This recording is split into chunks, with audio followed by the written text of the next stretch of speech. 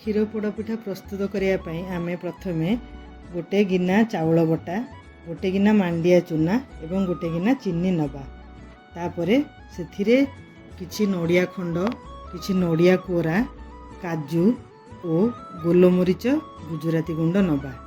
प्रथम आम कौन करवा से जो चाउल बटारे मांडिया चूना को मिसई ताकू एमती गोलैबा से भल भाव गोले हो सारापर आम से कौन करवा किछि लुण किछि खाया सोडा और पानी दे एपरी भाव ताकू भल करी एमती मिश्रण करवा जेपरी से भल भाव मिसी न जाइए।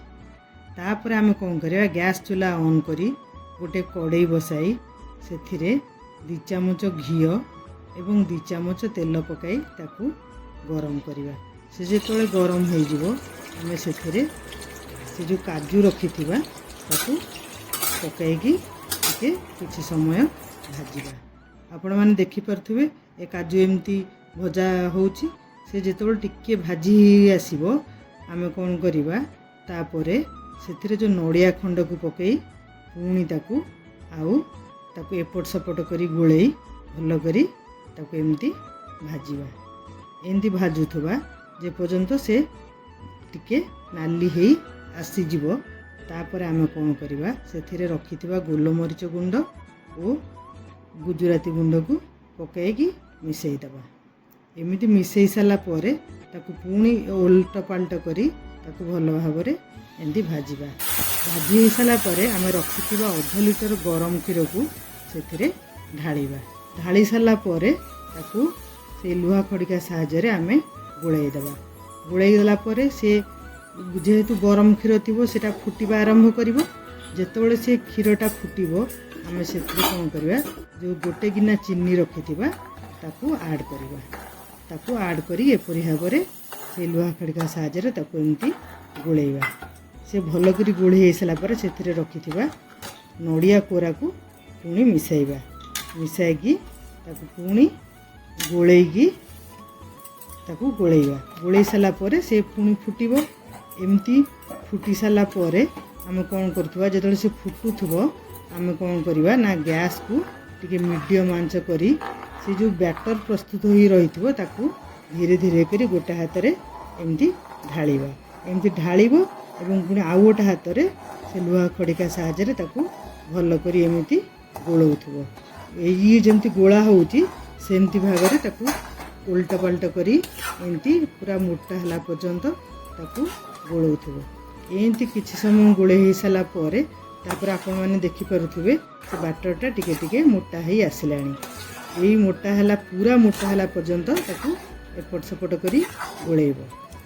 एबे आपण मैंने देखिपे से बैटरटा पूरा मोटा होइकी पूरा जंतणी भाया प्रस्तुत हो गलानी। एटा वर्तमान हो गला। तापर आम कौन करवा ना गैस चूल्हाटा को बंद करदेवा। बंद करी ताऊ रखिबा। अन्य पट गोटे गैस चूल्हा गोटे पैन को बसई गरम करवा। से किछि घी एवं तेल पकई ताकू चारिपट जाक मारिदेवा।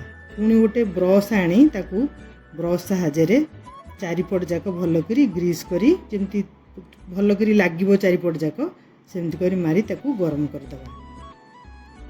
सेटा टिके पैनटा गरम हो सारा पर आम कौन करवा से जो जंतणीटा रही से गरम तो थी से गरम अवस्था आम कौन करवा ना से जो लुहा पातिया साहाय्य से जंतणी को धीरे धीरे करी एमती रखुवा।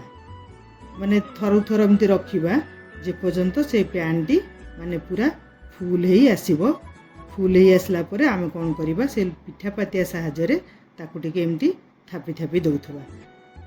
एमती थापी थापी दे सारा पर ता उपरटा टिके माने समान ही रहिलानी। सेथिबे आमे कौन करवा गोटे चामच आनी से चामच साहाय्य आमे ताकू पूरा समान करी एमती थापी थापी दबा। आपण मैंने देखिपु मुझे चामच साहाय्य चारिपट जाक थापी थापी दौची। तेणु ता तले काले फांका रही से आम कौन करवा ना पैनटा को एमती टिके तलू टिके धीरे धीरे एमती बाड़ेला भाया करदे। बाड़ेला भाया करदेले कौन हम ना भितर जदि टिके किछि खाली जगह थी से गुड़िक पूरा फुल होगी रही फुल हो रहीगला। आपण मैंने देखिपे ଉପରଟା କେମିତି ପୁରା ସମାନ ହେଇକି ରହିଗଲା। ତାପରେ କ'ଣ କରିବା ଆମେ ଘୋଡ଼ଣୀ ତାକୁ ଘୋଡ଼େଇ ଦେବା। ଘୋଡ଼େଇ ଦେଇକି ତାକୁ ଗ୍ୟାସ୍ ଚୁଲାକୁ ସିମ୍ କରିଦେବା ଏବଂ ତାକୁ ଅଧଘଣ୍ଟା ପାଇଁ ବସେଇଦେବା। ସେ ଯେତେବେଳେ ଅଧଘଣ୍ଟା ହେଇସାରିବ ତାପରେ କ'ଣ କରିବା ଆମେ ଗ୍ୟାସ୍ ଚୁଲାକୁ ବନ୍ଦ କରିଦେବା।